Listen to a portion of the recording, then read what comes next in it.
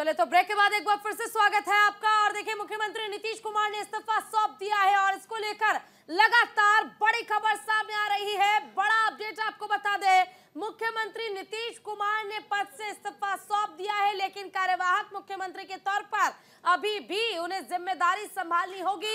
ये इस वक्त की तस्वीर हम आपको दिखा रहे हैं, जिस वक्त राज्यपाल राजेंद्र विश्वनाथ आर्लेकर को उन्होंने इस्तीफा सौंपा है। सुनिए विनोद तावड़े क्या कुछ कह रहे हैं। नीतीश जी ने महागठबंधन से अपना नाता तोड़ा है और उन्होंने बहुत कुछ कहा है, वो तो टीवी पे चल रहा है। मांझी जी की पार्टी बाकी सब अपनी एनडीए की पार्टियों के साथ सरकार बनाने की इच्छा व्यक्त की है। उसको लेकर अभी अपनी ये विधायक दल की बैठक है। तो इस बैठक में ये प्रस्ताव के बारे में और अपना नेता या बाकी जो चयन करना है उसके बारे में हम प्रक्रिया शुरू करेंगे। तो इस विषय का प्रस्ताव माननीय नंदकिशोर यादव जी करेंगे।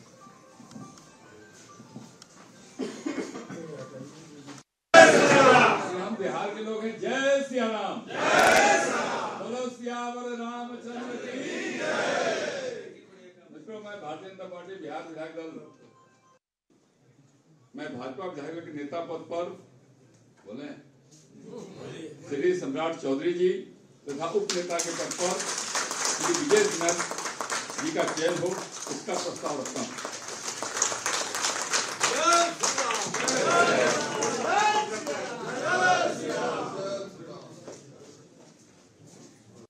की अभी नंदकिशोर यादव जी ने प्रस्ताव रखा है, उसका मैं समर्थन करता हूं।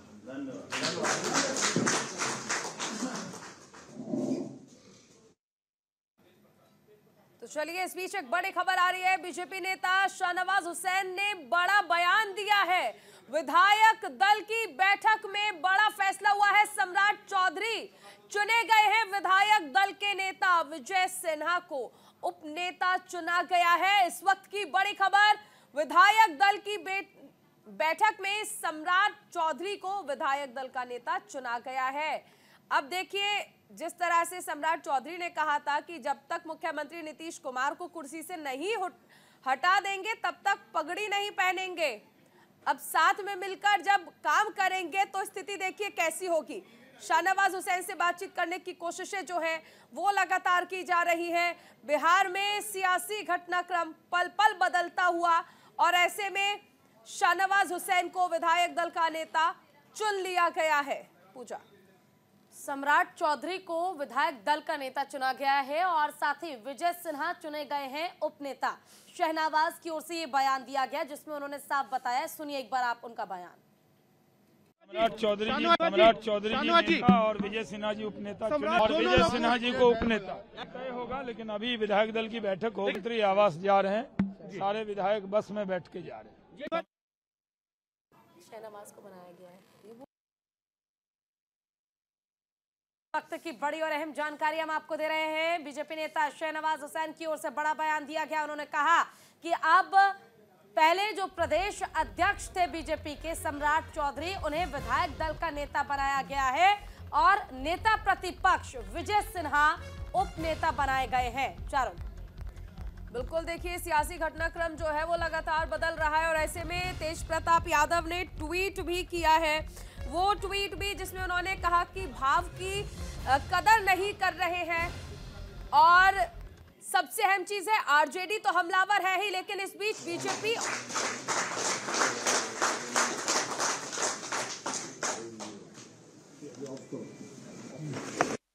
का कार्यक्रम सुन रहे थे।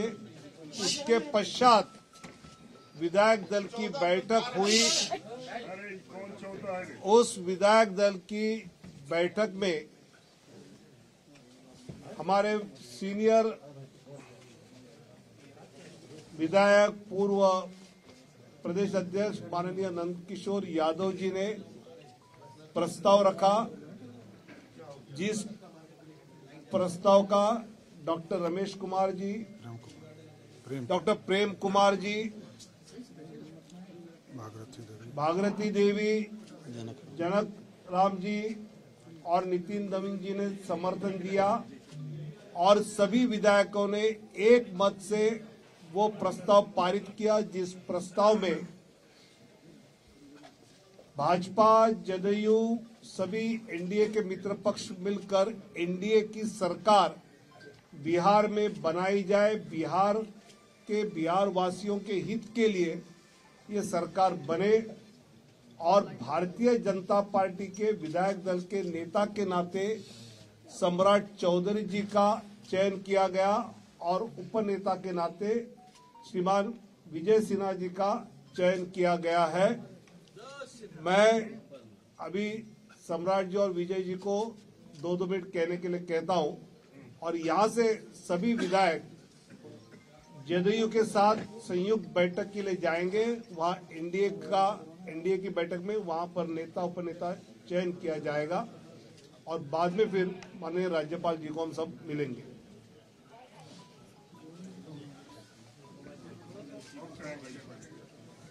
आज भारतीय जनता पार्टी ने मेरे जीवन के लिए एक ऐतिहासिक कार्य किया और मैं देश के यशस्वी प्रधानमंत्री आदरणीय नरेंद्र मोदी जी, देश के गृह मंत्री आदरणीय अमित शाह जी और पार्टी के हमारे राष्ट्रीय अध्यक्ष आदरणीय जेपी नड्डा जी और यहाँ पर हमारे 2 चुनाव प्रभारी के तौर पर नियुक्त हैं आदरणीय विनोद तावड़े जी और दीपक प्रकाश जी के नेतृत्व में बिहार में भारतीय जनता पार्टी का अध्यक्ष भी भारतीय जनता पार्टी ने हमें बनाया, विरोधी दल का नेता भी बनाया। ये मेरे लिए भावुक क्षण है कि आज सरकार में भी दायित्व, सरकार में काम करने के लिए भी विधानमंडल दल का नेता के तौर पर चयन किया। इसके लिए मैं देश के प्रधानमंत्री जी से लेकर पार्टी के राष्ट्रीय अध्यक्ष सभी नेतागण और सभी माननीय विधायकों का मैं विशेष तौर पर धन्यवाद भी देता हूं कि बिहार के विकास के लिए और लालू प्रसाद जी के आतंक को समाप्त करने के लिए जो जनमत 2020 में हम लोगों को मिला था उसको फिर से एनडीए के रूप में स्थापित करना और बिहार में जंगल राज नहीं बन सके, इसके लिए भारतीय जनता पार्टी के पास जब प्रस्ताव आया आदरणीय नीतीश कुमार जी का और उनके दूत के तौर पर संजय झा जी यहाँ आए, हम लोगों को प्रस्ताव दिया तो हम लोगों ने समर्थन का निर्णय लिया और पार्टी का जो दायित्व है एक सामान्य कार्यकर्ता के तौर पर पार्टी को मजबूत करना और देश के यशस्वी प्रधानमंत्री जी के नेतृत्व में 2024 में 40 की 40 सीट जिताकर बिहार से देने का संकल्प भी हम लोगों ने लिया है। बहुत बहुत धन्यवाद। अब आदरणीय विजय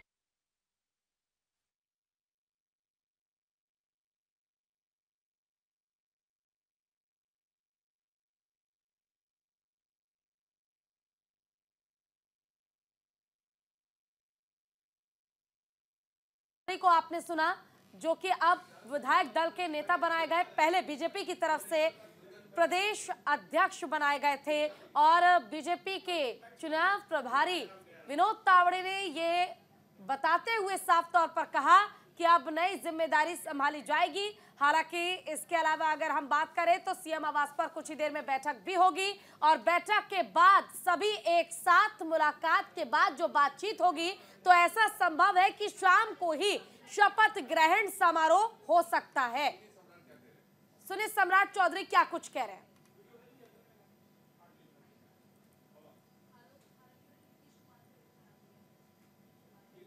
बता देते हैं कि आज हमने इस्तीफा दे दिया, समझ गए ना।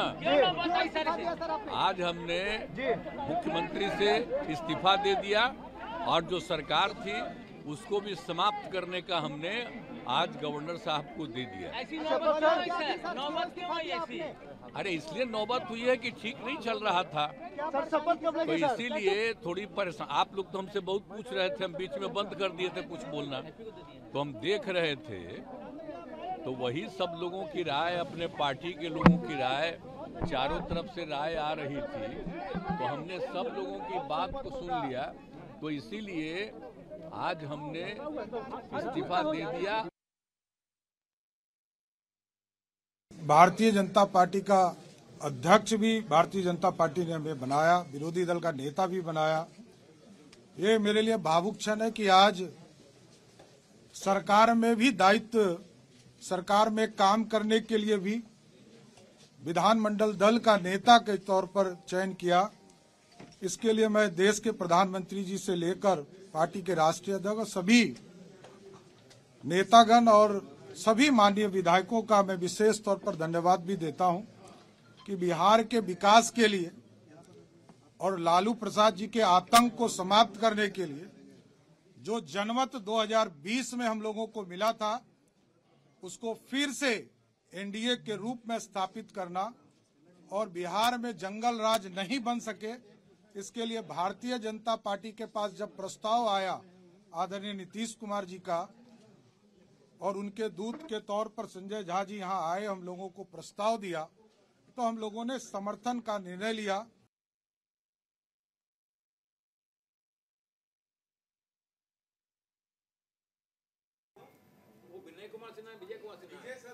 तो देखिए, सम्राट चौधरी ने साफ तौर पर कहा कि ये मेरी जिंदगी का काफी महत्वपूर्ण और सबसे बड़ा दिन है, क्योंकि बीजेपी ने मुझ पर भरोसा किया। मैं माननीय प्रधानमंत्री नरेंद्र मोदी का आभार व्यक्त करना चाहता हूं कि उन्होंने मुझे इतनी बड़ी जिम्मेदारी सौंपी है। हालांकि अगर हम बात करें सम्राट चौधरी की, तो सम्राट चौधरी पहले बीजेपी के प्रदेश अध्यक्ष थे और बीजेपी को रिप्रेजेंट करते थे बिहार में, लेकिन अब उन्हें विधायक दल का नेता बनाया गया है। यानी कि तमाम विधायकों की जिम्मेदारी, अगर कोई भी फैसला लेना होगा तो उससे पहले उस बैठक में सम्राट चौधरी का उपस्थित होना जरूरी होगा, यह अनिवार्य होगा।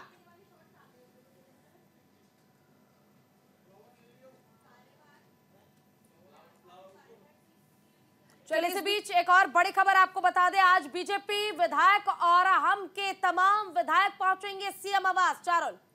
बिल्कुल, इस वक्त की बड़ी खबर हम आपको बता रहे हैं।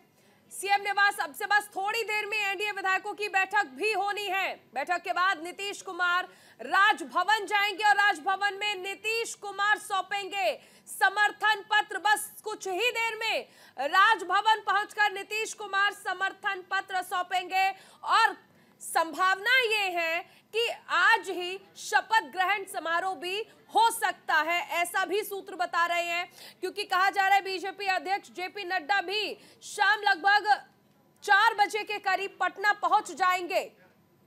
बिल्कुल, और देखिए, सबसे बड़ी बात तो यह है चारुल कि अभी मुख्यमंत्री नीतीश कुमार के इस्तीफा दिए ज्यादा समय भी नहीं हुआ है और राजनीतिक तौर पर अगर हम पोजीशन की बात करें तो अब उठापटक जो है वो शुरू हो गई है, फेरबदल शुरू हो चुका है। बीजेपी की तरफ से अब विधायक दल के नेता सम्राट चौधरी बना दिए गए हैं, जो कि पहले बीजेपी को बिहार में रिप्रेजेंट कर रहे थे, बीजेपी के प्रदेश अध्यक्ष थे। उसी के साथ ही उप नेता बनाए गए हैं जो पहले नेता प्रतिपक्ष थे, विजय सिन्हा। और अब आगे ये जिम्मेदारियां जो है, इसका फेरबदल का सिलसिला लगातार जारी रहेगा। लेकिन इन सब के बीच सबसे जरूरी बात यह है कि मुख्यमंत्री तो नीतीश कुमार ही रहेंगे और डिप्टी सीएम के लिए बेशक चर्चाएं जोरों पर है। सुशील मोदी, रेणु देवी, और इस बीच देखिए विधायकों के भी पहुंचने का सिलसिला शुरू हो चुका है।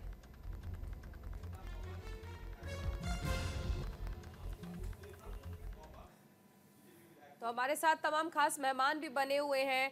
राजीव जी, सम्राट चौधरी कह रहे हैं कि जिंदगी में एक बहुत बड़ा दिन है और ये सम्राट चौधरी कहते थे कि जब तक नीतीश कुमार को कुर्सी से नहीं हटाएंगे तब तक पगड़ी नहीं पहनेंगे। आज पगड़ी भी पहनी हुई है। निश्चित तौर पे एनडीए गठबंधन के पक्ष में जाएगा, बिहार की जनता देगी। 2025 में क्या होगा? 2025 में भी वही होगा जो राम का मर्जी होगा।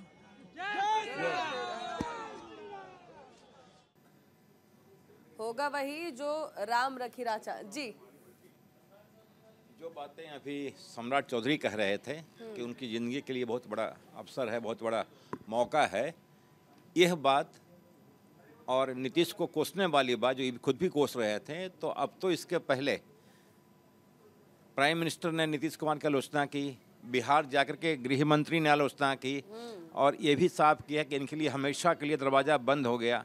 बाद में कहवाना पड़ा सुशील मोदी से कि नहीं, पॉलिटिक्स में दरवाजे खुले होते हैं और किसी का भी स्वागत है जो आज दिख रहा है। रही बात ये कि इसका पॉलिटिकल, आज एक चीज और नोटिस करिए, सारे बीजेपी के नेता नीतीश जी बोल रहे हैं। नीतीश जी का स्वागत है। निश्चित तौर पे तो उनका संस्कार भी है, लेकिन मैं ये कह रहा था कि अगर इसको पॉलिटिकली एनालाइज किया जाए तो कट टू साइज किया गया है इनको, सम्राट चौधरी को, क्योंकि जब सरकार में सपोर्ट कर रहे हैं तो उनके पास विधायक दल के नेता के रूप में बहुत पावर उस ढंग से नहीं होता है। न तो विपक्ष के नेता हैं, एक पार्टी के एमएलएज के नेता हैं हाउस में, और सीएम जो चाहेंगे वो उनके बॉस से बात करेंगे, इनसे बात नहीं करेंगे। इतना साफ हो गया कि उसके साथ ही विजय कुमार को भी डिमोट किया गया कि अब मैं समझता हूँ कि शायद ये शर्त भी लगाया होगा कि विनय कुमार सिन्हा को स्पीकर नहीं बनाया जाए, जबकि रेणु देवी और सुशील मोदी बनने जा रहे हैं डिप्टी सीएम, इसलिए कि नीतीश कुमार और विजय कुमार सिन्हा के साथ नीतीश कुमार के बहुत खराब रिश्ते थे, बहुत ही ज़्यादा खराब रिश्ते हो गए थे। तो इसलिए नीतीश कुमार की शर्त मान ली गई कि विजय कुमार सिन्हा को स्पीकर नहीं बनाया जाएगा, लिहाजा उनको एकोमोडेट करने के लिए डेप्यूटी लीडर बना दिया गया है बीजेपी का। ठीक है ओंकारेश्वर जी, अभी जब हम आपसे चर्चा हो रही थी, एक बहुत महत्वपूर्ण कड़ी आपने उठाई और उसको लेकर चर्चा मैं चाहूंगी कि आगे भी जारी रहे। देखिए, आपने कहा कि जो बीजेपी जो इस बार के अभी जो पहले वाला जो एनडीए था जिसमें नीतीश कुमार जी थे, उस काम को भी अपने ही काम में जुड़वा रहे हैं। नीतीश कुमार जी कुछ नहीं किए, ऐसा कर रहे हैं वो। इंडी गठबंधन का क्या होगा, जबकि सूत्रधार थे? अरे खत्म हो गया भाई। जो इंडिया गठबंधन के सूत्रधार थे,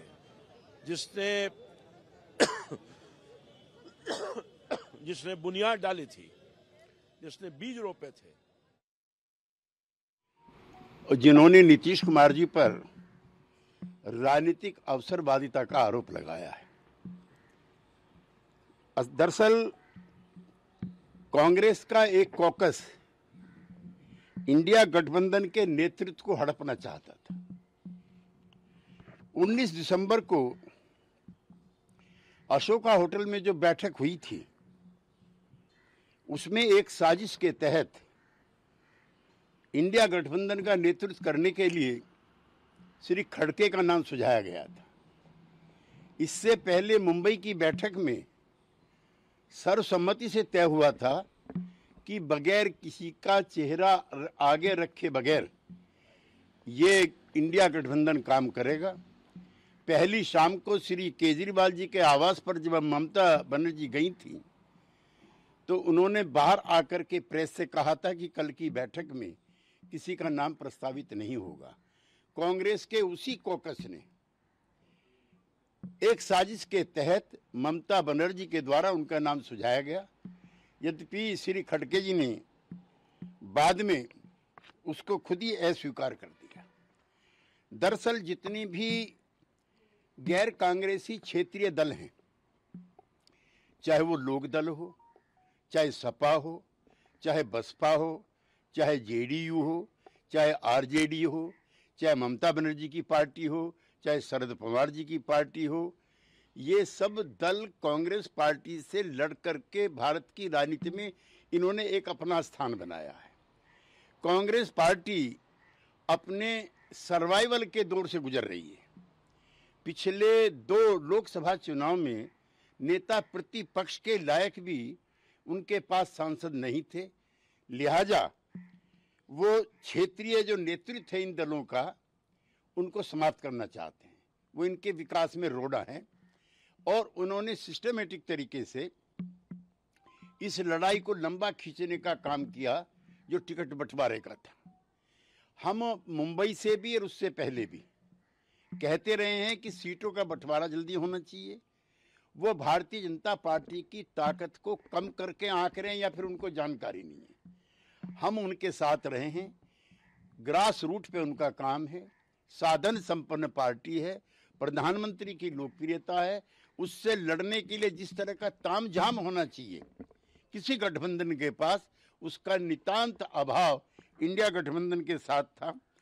और कैसे ये नेतृत्व हड़पना चाहते हैं उसका सबसे बड़ा उदाहरण है जो कांग्रेस के राज हैं, हरियाणा, हिमाचल, उत्तराखंड, राजस्थान, मध्य प्रदेश, छत्तीसगढ़, तेलंगाना, कर्नाटका और आसाम में किसी भी पार्टी के साथ सीटों की कोई तालमेल नहीं होगी। यहां पर कांग्रेस पार्टी अकेले लड़ेगी और जो क्षेत्रीय दलों के द्वारा जो अर्जित की गई राजनीतिक भूमि है उस पर डाका डालने के लिए डिस्प्रपोर्शनेट तरीके से हिस्सेदारी मांग रहे हैं। यूपी, बिहार, तमिलनाडु, पश्चिमी बंगाल, महाराष्ट्र, वहां उनकी यूपी 1 सीट, बिहार 1 सीट और पश्चिमी बंगाल 2 सीट, महाराष्ट्र 1 सीट, 2 या 3 सीट तमिलनाडु, और सब जगह इनकी डिस्प्रपोर्शनेट डिमांड है और इसलिए गठबंधन हमारे साथ भी नहीं हो पाया और न इन दलों के साथ होगा। मैं श्री अखिलेश यादव जी के उस बयान से सहमति रखता हूं जिसमें उन्होंने कहा है कि वार्ता पहले से ही शुरू करके सीटों की तालमेल पर करनी चाहिए थी। हम संयुक्त लोकदल में रहे हैं, जनता दल में रहे हैं, सपा भी जिसमें हिस्से थी। आधा दर्जन एमएलए राजस्थान में, आधा दर्जन एमएलए मध्य प्रदेश में हुआ करते थे। हरियाणा में, पश्चिमी यूपी में तमाम लोकदल का राजकाज हुआ करता था, लेकिन कांग्रेस पार्टी का नेतृत्व सबको नीचा दिखा करके इसको हड़पना चाहता है। हमें अफसोस है और राहत भी है कि जो इंडिया गठबंधन का निर्माता था, जो पहला संयोजक था, आज उन्होंने और जनता दल यू ने इस गठबंधन से अपने आप को अलग कर दिया। तो देखिए, फिलहाल मुख्यमंत्री नीतीश कुमार ने इस्तीफा दे दिया अपने पद से। इस पर चर्चा लगातार आगे भी जारी रहेगी, लेकिन यहाँ वक्त छोटे से ब्रेक का है। ब्रेक के बाद जल्द लौटेंगे।